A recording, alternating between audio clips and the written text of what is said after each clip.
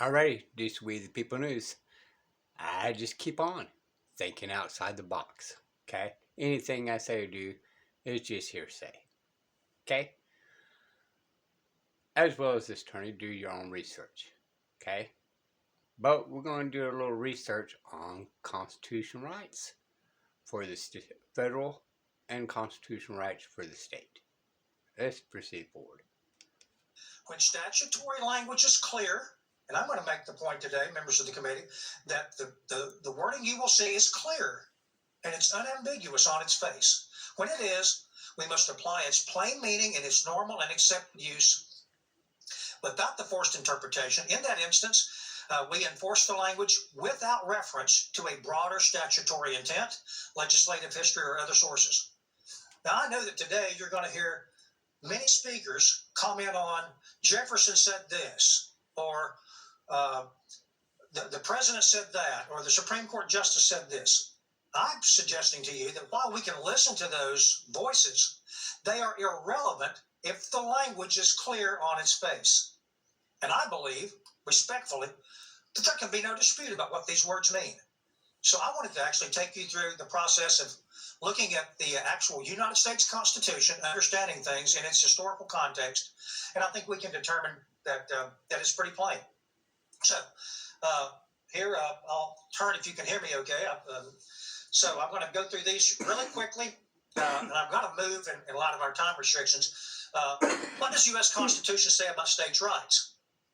Next, does the Constitution authorize states to assert their rights? That's what we're here about. Can states do something about our states' rights? Next, if so, then how does the state go about asserting its rights? Next, while not the exclusive means of enforcement, nullification, the very topic of this bill, is the least intrusive method of a state asserting its rights. Next, there are at least 10 provisions of the U.S. Constitution which are helpful and useful in analyzing the topic of states' rights. Next, due to time constraints, I will deal briefly with only 8. Next, before we look at the U.S. Constitution, we must understand that document in its place in time. Next, before the Declaration of Independence, they were colonies.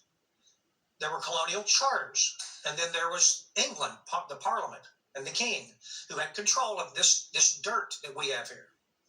In 1776, the Declaration of Independence says that they've become independent states. Notice the transition. We are subjects of England. Now we're declaring independence. 1781, Articles of Confederation. There is a loose cooperative among the colonies at that time, which were newly declared states. And that document was in force and effect for a few years until 1787, in which the U.S. Constitution was proposed.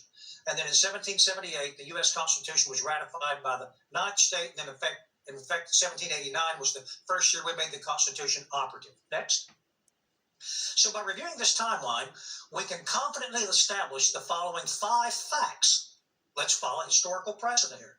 The Declaration stated, and the resulting war for independence confirmed the principle of, quote, free and independent states. To wit, and here's our language, this is from the Declaration of Independence. We, therefore, the representatives of the small u, it's an adjective, United States of America, in General Congress assembled, appealing to the Supreme Judge of the world for the rectitude of our intentions, do in the name and by the authority of the good people of these colonies, they were colonies at that time, publish and declare that these united colonies are and of right ought to be free and independent states. State, capitalized, has a specific meaning. And, okay, so I talked about this capitals and this, that, here and there, and they have particular meanings. Okay, some of you guys kind of brush it off, but this is also coming from an attorney, and they do, in all actuality, have different type of meanings in facts.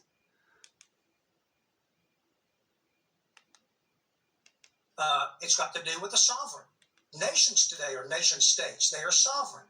I'm suggesting to you something radical, something I did not learn in con law.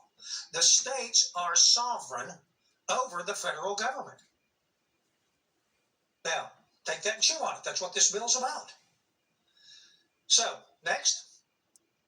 The second principle we can derive: these new states, which were declared free and independent, were first in time and first in right.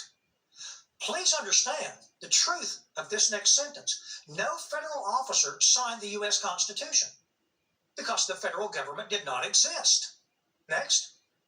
Therefore, history confirms that the federal government is a creation of the people and the states. And we all know that the creator is always greater than the created. This is just simply logic. Okay, so that sometimes that's a little hard for other people to digest, right? So in short, the people are above the federal government and above the state. We are to instruct them. Okay? If they pass a law, that's supposed to be one out of a time. Not 3 laws on a fucking document that you get to pick which law that you want to be enacted. That's absolute vague and ambiguous, absolutely, because when you read the 3 laws, it has within same contents, just written different for it to confuse you to think that something else is going to be there. Okay? How many times have you seen on TV and all that? They ask a witness, objection, and then they turn around, okay, well, I'll ask it a different way. But them asking a different way still was going to get the exact same answer as the first question they ever asked. It's the trickery of words. But the creator is we the people. The states are first in time and first in right. Number 4, as a result, the federal government, that is, the thing created, has only those powers which were expressly granted to it in the U.S. Constitution. Next. Number 5, our Constitution didn't grant rights to the people. You know, we pause. So many people say, I've got a constitutional right to this. You don't have a constitutional right to anything. You have God-given rights to things. The Constitution declares who has authority to deprive you of those rights and under what circumstances. That's the whole purpose of the Constitution and the law. So the Constitution, the government doesn't give rights. God does. When ratifying the U.S. Constitution, the people in the states created, notice the words there in white, they created a general, common, secondary government. And then they described the duties, powers, and limitations of that government. Next. So let's examine some of the duties, powers, and limitations of the U.S. Constitution. Next. Let's look at Article 1, Section 1. Next. I'm going to take you like elementary school students through this. So it's this plain. So we're going to go through it phrase by phrase. All legislative powers. Next. All means the totality of. Legislative means. So some of us actually do need this, right? To be slow and understood. Lawmaking. Powers means the ability to do or accomplish. Next. Herein granted. Next. That means, herein means, we can be Southern for a minute. In this here document, that's what herein means. In this here document, we have granted, we have given or authorized. Next. And then it says, shall be vested. So lawmaking powers that we're going to grant in this here document are vested in a Congress of the United States, which consists of the Senate and the House. Next. So shall be vested means must be held completely. Congress is the House, which was the House of Representatives, is the people's house, and originally the United States Senate was the state's house. Those of you that are lawyers or study the law, you may understand the 17th Amendment changed that and made U.S. senators subject to popular vote, but it was not always so. The two sovereigns, the two creators of the United States common government, the people and the states, each had a house. And they were to debate between each other about whether laws should be passed, and if so, how, and what were the effect of those laws. And they had to agree on those, and then it had to be approved by the executive branch, and then it became a law.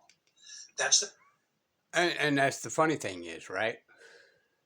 So they stole this, the Congress and the Senate both stole the states' rights by creating the 17th Amendment. Okay? But it also stole our rights because if the Senate didn't do their job by protecting our state, there was no limitations. We, the people, can instruct our legislatures to go ahead and fire the Senate, the federal Senate. Okay? And it wasn't impeachment or nothing. It's fired. You're going to be fired instantaneously. They gathered around, they created the votes, and they brought the Senate back in and said, "You're fired. You're not representing our state in a proper and good manner with clean hands. And so we're going to have to get another one." And then they'll go through the process and put another Senate in the House. But really and truly, y'all, we actually have more power when the Senate actually represented the state, because we can get in touch with our local legislature to get him fired instantly, not every 6 years, or even if we can get him fired. It wasn't our job to vote for them because they do not represent us. That is the legislature's job. That is Congress' job, not the Senate. Basic history of how bills are made, laws are made in the United States Congress. And so each of the sovereigns had a house in Congress, the people's house, and originally the state's house. Next. So here are our conclusions. Prior to the ratification of the Constitution, the federal government had no power because no federal government existed. 2, prior to the ratification, all power was vested in the people and the states. After the ratification of the Constitution, a federal government was created. After ratification of the Constitution, the people in the states they granted certain legislative powers to the federal Congress. Next. And then 5, since all legislative power was given to Congress, here's a shocker for many people, the president cannot make a law. He just can't do that. All legislative power was vested in the legislative branch. On a side note, same is true for Tennessee. All legislative power is in the General Assembly. The governor can't make a law. Next. Same for Texas and all other states as well. Governors can't do executive orders on the people. And, surprise of surprise, courts cannot make a law. Okay? These are all logical things here that we need to understand. So, was the grant, when we gave all legislative power vested in Congress, was that power unlimited? Well, use your brain here. If we gave unlimited power, then the people of the states have no legislative powers left, since all legislative powers would have been given to Congress. Or perhaps our sovereigns in D.C. would be kind enough to allow us to decide some things. That's maybe the prevailing idea. We can do it if they say we can. Well, that's ridiculous. And I'm going to stretch out even further, right? Congress in 1929 actually created a law that they was going to stop at 435 of Congress members. Well, that actually violates the Constitution of every 30,000 people, right? Today, we're supposed to have 11,000. So, that 1929 law is null and void, people, because it violates the Constitution and they didn't actually put it in a Constitution amendment, which, by the way, every single amendment is supposed to benefit the people. It's not supposed to give them power. Listen to the Founding Fathers. Less power, not more power. So even though they can do amendments, it's supposed to be give amendments more freedom to the people, not restrict people. If there were legislative limits, then that's the question. Are there legislative limits? Yes. Then what are they and how do we know? Next. So, not surprisingly, the answer lies in the very text of the Constitution. Article 1, Section 8. Let's next, and then next again. Before we start on this, let me tell you, Article 1, Section 8 is not the entire scope of legislative power. Some amendments address some administrative things that the Congress can do. But Article 1, Section 8 is the central nervous system of the entire federal government. It's the brain, it's the spine, it's what communicates to all the arms and limbs and fingers and toes. And so we need to look, not exclusively, a few amendments do address some things, but primarily we look to Article 1, Section 8 to find out what the federal government can do. Notice the language here, Article 1, Section 8, I'm quoting, it says, the Congress shall have power to, and then note the similar language, just like in Section 1 we've just looked at. All legislative powers herein granted are vested in Congress. Next, we're going to go through a list. They're not numbered in the Constitution this way. I've grouped them to get them all on one screen. First, we don't need to write our congressmen and tell them to do this. They know how to do those three things. They know how to tax, spend, and borrow without any arm twisting. Second, regulate interstate and international sales. We call that sometimes commerce, regulate commerce between the states and foreign nations and among the Indian tribes. 3, make rules for citizenship and bankruptcy. Next, they can coin money and punish counterfeiters. 5, post offices. Next, patents, copyrights, trademarks, they establish weights and measures for the country so that we're all together with the same measurements. 7, create courts below the Supreme Court. 8, rules of war and the U.S. military, they can make those rules. And then 9, they can make laws governing United States land and property. And then notice this most important one. That's the end of the list. That's the full scope of the power that the states gave to the newly created federal governments to do the things that are there. Notice in number 7, we don't even have to have courts below the Supreme Court. Congress created those, and they did that. They did it lawfully. But all these multitude of federal courts we have, Congress created them. So the concept here is this is the total list of what the United States Congress can make laws about. Next. So the conclusion, the legislative power of Congress is limited. 2, Congress has no power to enact legislation, and legislation can be laws, rules, or regulations in any area outside the bounds of Article 1, Section 8. Number 3, the people of the states retain the power to make legislation in all other areas. Next. Now let's look at Article 2. Article 2 of the U.S. Now recall that, rules, regulations, and all that. But that has to be the creature of the federal government. What that list is. Did you see on that 9 list there that they have a right to do that to the people? They can't, because the people are above them. It's all with the creature of the state, or a creature of the federal government. And federal government and the creature did not create the people. Your mom and dad created the people. Sometimes it's just hard to, why do we even need to explain this? Constitution is the executive branch. And notice it talks about power here. Executive power shall be vested in a president of the United States of America. Next. Here are the conclusions. The president has no legislative powers, but only executive powers. Next. Executive powers relate only to the duties to carry out or implement federal law. Let me pause on that one for just a minute. I'm going to face the committee members. When I give my presentation, I tell people, here's the job of the executive. The United States president, a county mayor, or the Tennessee governor. And I hope I'm not departing from decorum, but I'm going to stand and show you something. If I'm the executive and there's a law passed, my duty is to stand and face the lawmakers and salute and say, yes, sir. I carry out the law that was passed. That's the sole duty, except for a few other things about approving bills and directing the military and so forth.